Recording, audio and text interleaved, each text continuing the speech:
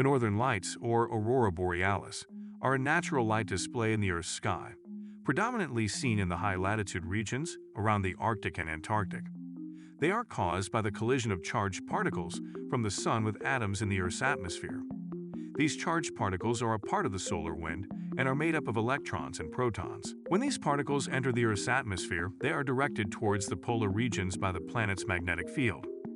Once they reach the polar regions, they collide with atoms of oxygen and nitrogen in the atmosphere. These collisions cause the atoms to give off light, which is known as excitation.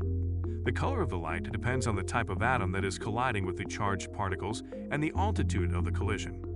The northern lights can vary in intensity based on the strength of the solar wind and the Earth's magnetic field.